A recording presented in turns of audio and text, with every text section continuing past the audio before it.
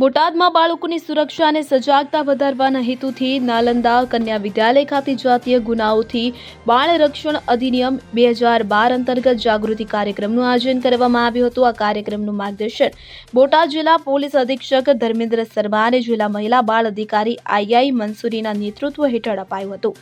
કાર્યક્રમ દરમિયાન નિષ્ણાંતોએ વિદ્યાર્થીનીઓને જીવનમાં આવતી સંભવિત જોખમી પરિસ્થિતિઓ અંગે માહિતી આપી હતી। ખાસ કરીને અજાણ્યા વ્યક્તિઓની લોભ લાલચમાં ન આવવું, શાળાએ આવતા જતા સમયે અજાણ્યા લોકોની મદદ ન લેવી અને ગુડ ટચ બેડ ટચની ઓળખ કેવી રીતે કરવી તેની સરળ અને સમજૂતીપૂર્વક સમજ આપવામાં આવી। આ ઉપરાંત police station based support centre 181 Abhayam મહિલા હેલ્પલાઇન, સીટીમ સખી વન સ્ટોપ સેન્ટર અને બાળકો માટેની હેલ્પલાઇન 1098 વિશે વિસ્તૃત માહિતી પૂરી પાડવામાં આવી હતી। કાર્યક્રમમાં વુમન એમ્પાવરમેન્ટ હબ અને જિલ્લા મહિલા બાળ અધિકારી કચેરી દ્વારા સંચાલિત વાલી દીકરી યોજના, વિધવા સહાય, મહિલા સ્વાવલંબન યોજનાઓ અને ગંગા સ્વરૂપા પુનઃલગ્ન યોજના જેવી વિવિધ યોજનાઓ અંગે પણ માર્ગદર્શન આપવામાં આવ્યું હતું। ત્યારે આ કાર્યક્રમને સફળ બનાવવા બદલ શાળાના સંચાલક મોલેશભાઈ પંડ્યાએ સમગ્ર ટીમનો આભાર વ્યક્ત કર્યો હતો। શાળાના શિક્ષક વર્ગ અને વિદ્યાર્થીનીઓની સક્રિય ઉપસ્થિતિએ કાર્યક્રમને વધુ અસરકારક બનાવ્યો હતો।